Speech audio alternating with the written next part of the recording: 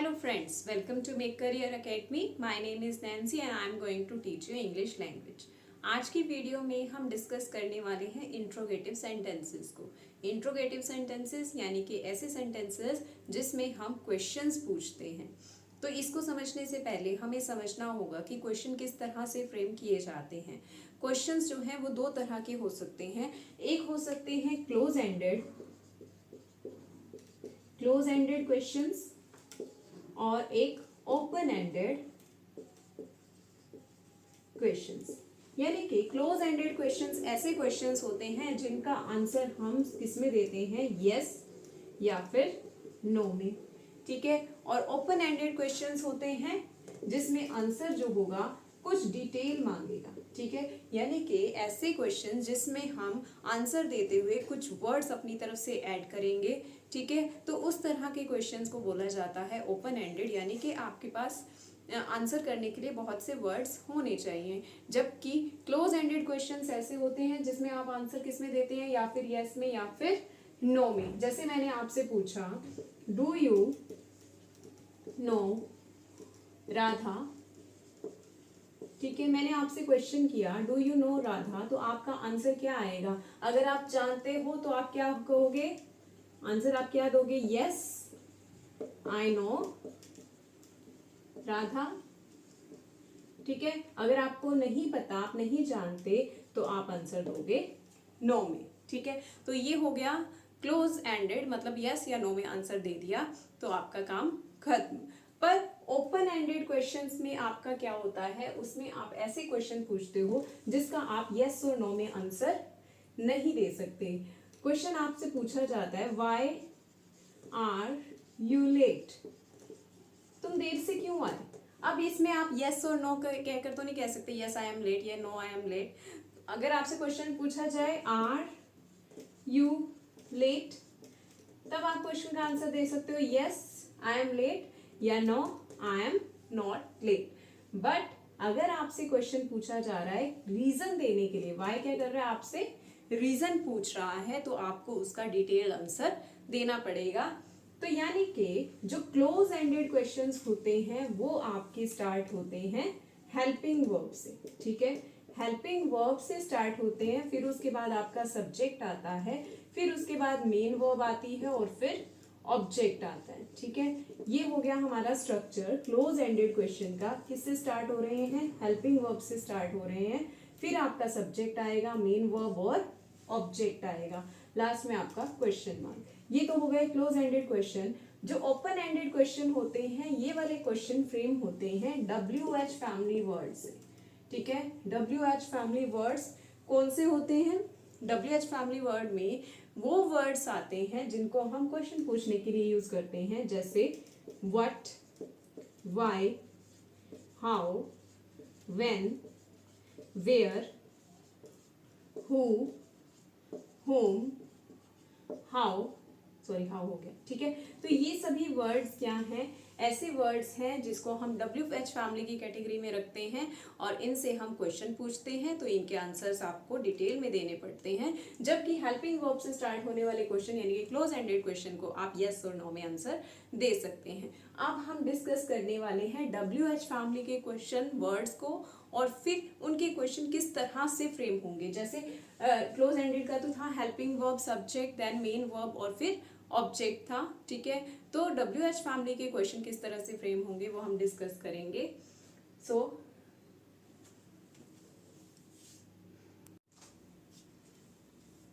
यहाँ पर मैंने कुछ WH फैमिली के वर्ड्स लिखे हैं। जो वर्ड्स हैं who, what, which, where, when, why, whose and how, ये सब WH फैमिली के वर्ड्स हैं जिससे हम क्वेश्चन फ्रेम करते हैं। अब इनको भी हम दो कैटेगरीज में डिवाइड कर सकते हैं, जिसमें से हमारा पहली कैटेगरी होगी सब्जेक्ट क्वेश्चंस, सब्जेक्ट, ठीक है, क्वेश्चंस, और दूसरी कैटेगरी होगी नॉन सब्जेक्ट क्वेश्चन, ठीक है। सब्जेक्ट क्वेश्चन ऐसे क्वेश्चंस होंगे जिसका आंसर हमारे पास क्या आएगा, सब्जेक्ट आएगा। जैसे मैंने आपसे पूछा हु प्लेड खो खो,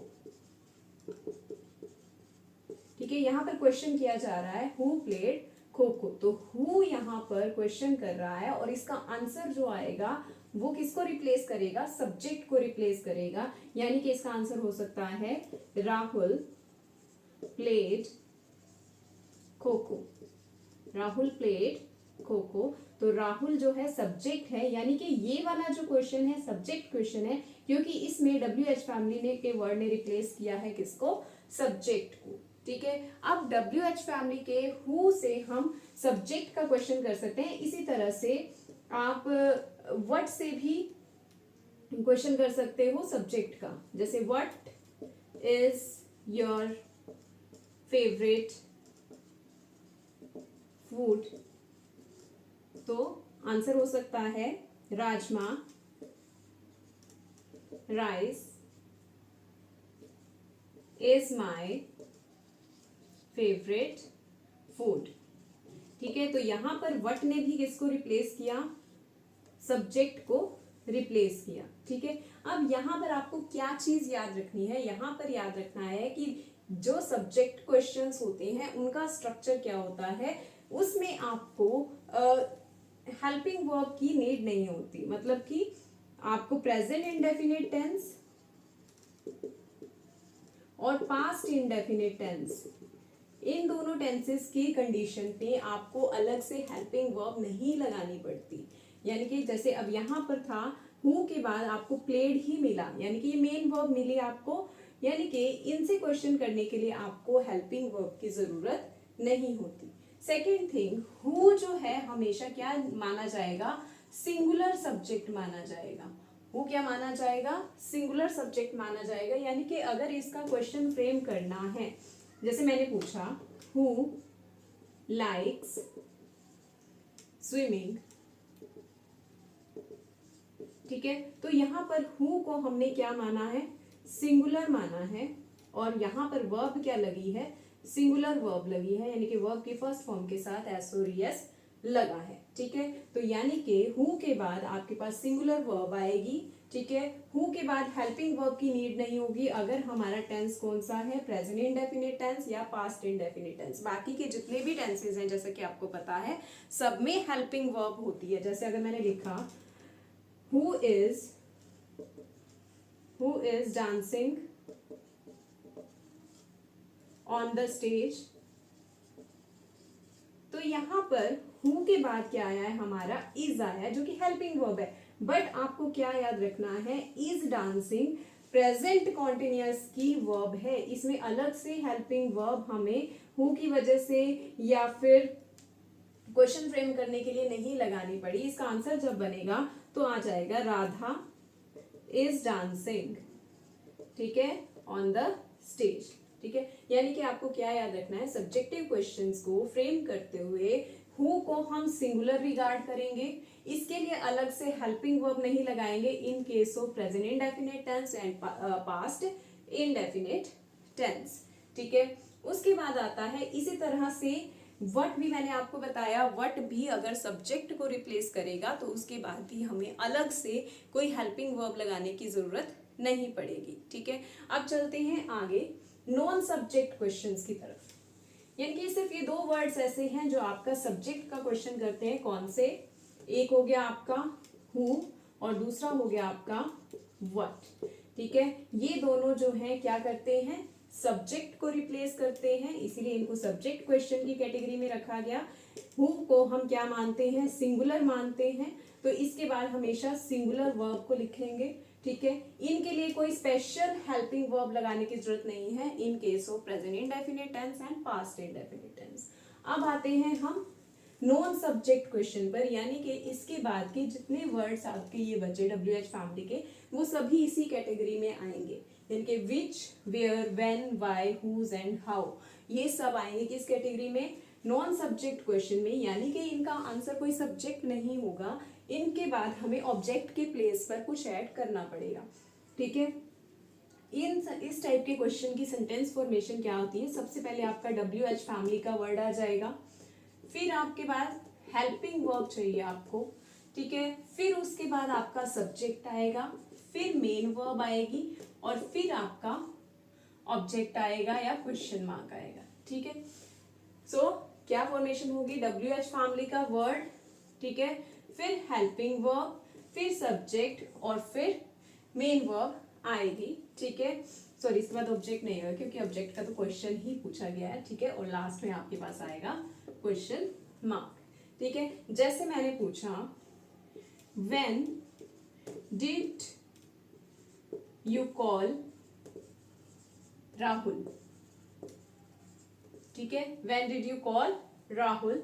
तो यहाँ पर व्हेन जो है WH फैमिली का वर्ड है, उसके बाद हमारे पास आ गई हेल्पिंग वर्ब डिड, फिर हमारा सब्जेक्ट आ गया और फिर ये आ गई मेन वर्ब, ठीक है, और ये हमारा ऑब्जेक्ट रहा, ठीक है। कुछ सेंटेंसेस में ऑब्जेक्ट होगा, कुछ में नहीं होगा। जब अगर हमारा ऑब्जेक्ट से रिलेटेड क्वेश्चन आएगा तो ऑब्जेक्ट मिसिंग होगा। अब यहाँ पर तो टाइम पूछा जा रहा है, तो आप इसका आंसर आप कैसे बना सकते हो, I called Rahul last night.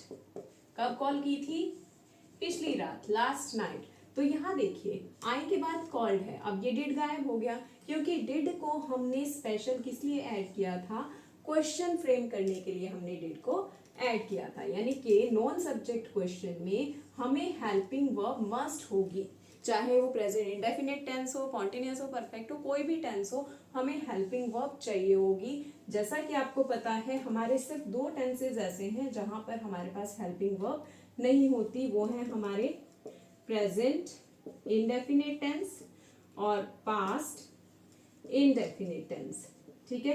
इन दोनों टेंसेस में प्रेजेंट इंडेफिनिट टेंस में फर्स्ट फॉर्म होती है, जब हमें नेगेटिव या इंटरोगेटिव में चेंज करना होता है तो डू या डज को हम हेल्पिंग वर्ब लेते हैं। पास्ट टेंस में वर्ब की सेकंड फॉर्म यूज होती है और उसका जब हमें इंटरोगेटिव चेंज करना है तो हम क्या लगाते हैं, डिड, फिर उसके बाद हमारी फर्स्ट फॉर्म आती है। यानी कि दोनों के एक बार स्ट्रक्चर देख लेते हैं। प्रेजेंट इंडेफिनिट, प्रेजेंट इंडेफिनिट में होता है हमारा पहले WH फैमिली का वर्ड आ जाएगा, फिर हेल्पिंग वर्ब की जगह आएगा डू या डज, फिर आ जाएगा हमारा सब्जेक्ट, फिर आ जाएगी मेन वर्ब, हो जाएगी हमारी V1 यानी कि वर्ब की फर्स्ट फॉर्म, और फिर हमारा ऑब्जेक्ट और फिर क्वेश्चन मार्क। और पास्ट इंडेफिनिट में क्या होगा, पास्ट इंडेफिनिट में वही WH फैमिली का वर्ड प्लस डिड, क्योंकि हमें हेल्पिंग वर्ब चाहिए, ठीक है। डिड, फिर सब्जेक्ट, फिर यहाँ पर भी V1 यूज होगा क्योंकि यहाँ पर हमने जब सेकंड फॉर्म यूज कर दी तो सब्जेक्ट के बाद दोबारा से हम सेकंड फॉर्म नहीं लगाएंगे, तब हमारी फर्स्ट फॉर्म ही रहेगी, फिर ऑब्जेक्ट और फिर क्वेश्चन मार्क, ठीक है। अब एग्जाम्पल देख लेते हैं। अब WH फैमिली से कोई भी क्वेश्चन फ्रेम कर लीजिए, जैसे ये ले लिए, वेयर ले लिया, वेयर डू यू लिव, ठीक है, क्वेश्चन मार्क, तुम कहाँ रहते हो। यानी कि हमने क्वेश्चन फ्रेम किया WH फैमिली के वेयर वर्ड से, जो नॉन सब्जेक्ट क्वेश्चन है, वर्ड है, यानी कि वेयर के बाद जो आंसर आएगा, वेयर का जो आंसर आएगा वो सब्जेक्ट तो नहीं आएगा, उसका आंसर ऑब्जेक्ट ही आएगा। सो आंसर इसका फ्रेम करके देखते हैं, आई लिव इन यमुनानगर, ठीक है। पर अगर यहाँ पर यू ना होता, ही होता, तो क्या हो जाता, वेयर डज ही लिव, क्योंकि सिंगुलर ही के अकॉर्डिंग क्या लग जाएगा, डज लगेगा, तो आंसर क्या हो जाएगा, ही लिव्स इन यमुनानगर, ठीक है। नेक्स्ट है, अगर पास्ट इंडेफिनिट से क्वेश्चन फ्रेम करना है, अब इसमें से ही क्वेश्चन को ही फ्रेम कर देते हैं, why did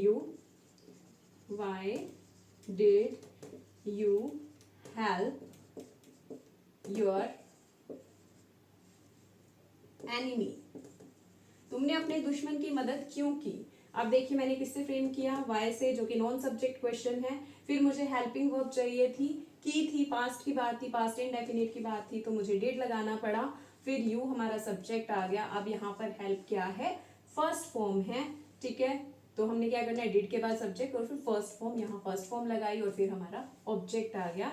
why did you help your enemy, I helped my enemy, I helped my enemy for the sake of humanity, ठीक है, मानवता की वजह से मैंने अपने दुश्मन की हेल्प किया है, हेल्प्ड, तो यहाँ पर वर्ब की सेकंड फॉर्म हो गई यानी कि पास्ट इंडेफिनिट हो गया। इसका क्वेश्चन फ्रेम करने के लिए हेल्पिंग वर्ब डिड चाहिए। बाकी के जितने भी टेंसेस हैं सब में अपनी हेल्पिंग वर्ब होती है। कॉन्टिन्यूअस में इज, एम, आर, वॉज, वर होती है। परफेक्ट में हैज, हैव, हैड होती है। तो इसीलिए वहां पर हमें अपने पास से कोई हेल्पिंग वर्ब लगाने की जरूरत नहीं होती। अब हम इसकी प्रैक्टिस करते हैं कुछ एग्जाम्पल्स के through. So let us start.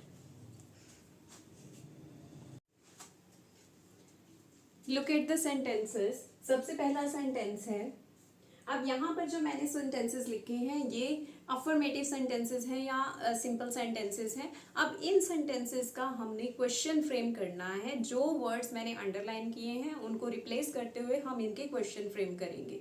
तो सबसे पहला सेंटेंस है, my aunt gave me this book. अब यहाँ पर अंडरलाइन वर्ड है माई आंट, और माई आंट किस पोजीशन पर है, सब्जेक्ट की पोजीशन पर है। और सब्जेक्ट वाले क्वेश्चन फ्रेम करने के लिए हम दो वर्ड्स यूज कर रहे थे, हु यूज कर रहे थे या व्हाट यूज कर रहे थे, हु या व्हाट यूज कर रहे थे।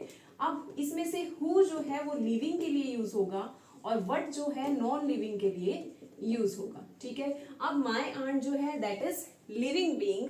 जब वो लिविंग बीइंग है तो हम क्वेश्चन किससे फ्रेम करेंगे, हु से करेंगे। तो क्वेश्चन क्या हो जाएगा, अब इसमें हमें हेल्पिंग वर्ब की जरूरत नहीं है। सिंपली हम क्या करेंगे, सब्जेक्ट को रिप्लेस कर देंगे हु से। Who gave me this book. ठीक है, next is Tarun is playing violin. अब यहां भी क्या है, तरुण सब्जेक्ट की पोजीशन पर है, सब्जेक्ट को रिप्लेस करना है।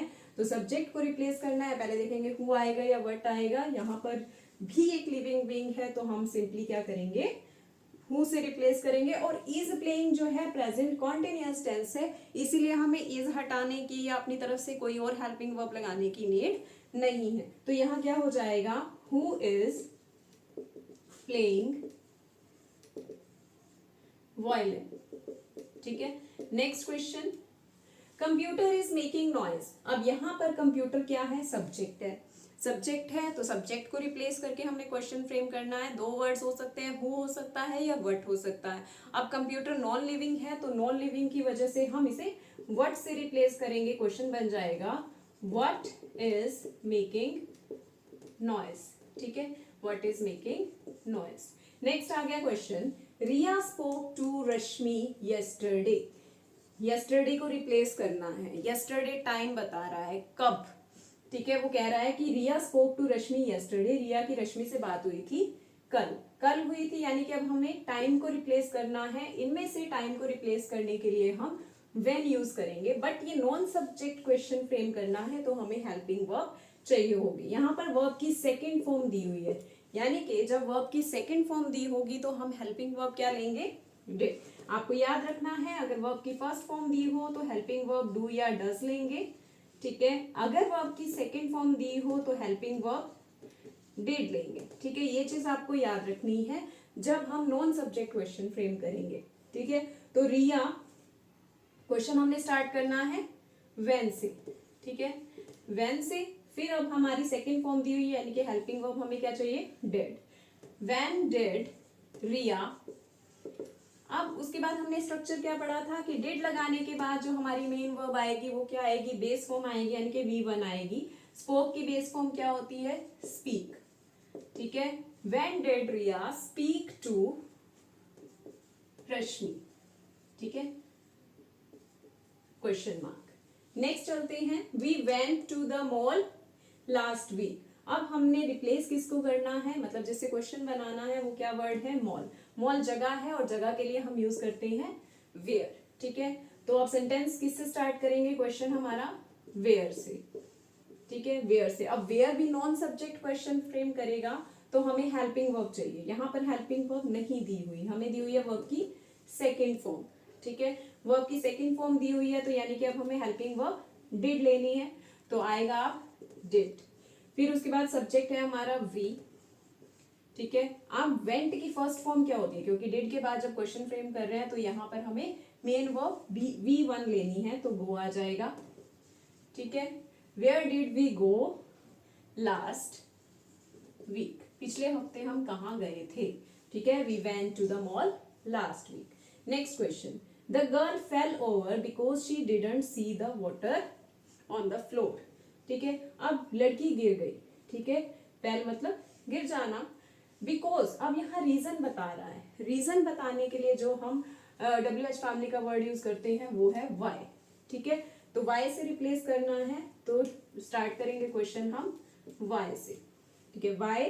अब फेल है, फेल भी सेकेंड फॉर्म है, फॉल की सेकेंड फॉर्म फेल, तो अब क्या हो जाएगा, डिड लगेगा, वाई डिड द गर्ल। अब फेल आएगा कि फॉल आएगा, फॉल आएगा क्योंकि फॉल ओवर। ठीक है, Y did the girl fall over, क्योंकि अब हमने डिड लगा दिया तो हमें बेस फॉर्म चाहिए। ठीक है, और रीजन बताना था यानी कि रीजन को रिप्लेस करना था तो वो होता है वर्ड वाई। नेक्स्ट पर चलते हैं, Sachin plays football every Saturday. अब यहाँ पर क्वेश्चन किसका फ्रेम करना है, फुटबॉल का। ठीक है, अब यहाँ पर याद रखना है कि यहाँ पर फुटबॉल रिप्लेस करेगा किसको, वट को। क्यों, अब वट जो है हमने किस सब्जेक्ट में पढ़ा था, सब्जेक्टिव केस में भी पढ़ा था, बट यहाँ पर वट का आंसर ऑब्जेक्ट है तो हम क्वेश्चन पूछेंगे वट, सॉरी वट से क्वेश्चन स्टार्ट करेंगे, वट। अब यहाँ पर वर्ब क्या है, वर्ब है प्लेस, वर्ब की फर्स्ट फॉर्म के साथ एस और ईएस लगा है, तो क्या करना है, डू लगाना है या डज लगाना है। सचिन सिंगुलर है तो डज लगेगा, व्हाट डज सचिन प्ले। अब प्लेस नहीं आएगा क्योंकि एस और एस डू के साथ लग गया, सचिन प्ले एवरी सैटरडे। ठीक है, क्वेश्चन मार्क।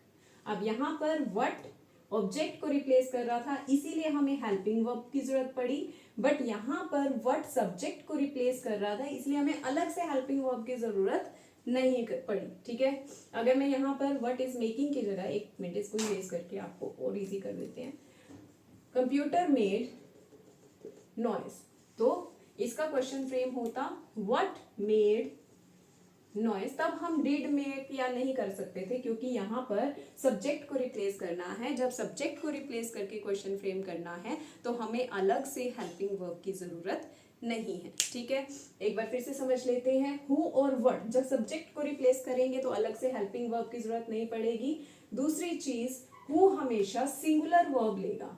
ठीक है, हु हमेशा क्या लेगा, सिंगुलर वर्ब लेगा। ठीक है, नेक्स्ट आ गया विच, चॉइस के लिए which is your pen.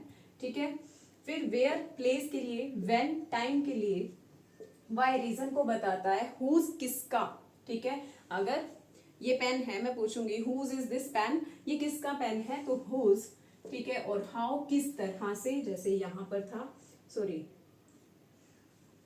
Y, how did the girl fell over, why did the girl fell over. ठीक है, सो इस तरह से हमने क्वेश्चन फ्रेम किए कि किस तरह से हम सब्जेक्ट क्वेश्चन को बिना हेल्पिंग वर्ब के और नॉन सब्जेक्ट क्वेश्चन को हेल्पिंग वर्ब की हेल्प से फ्रेम करते हैं। Thank you, have a nice day.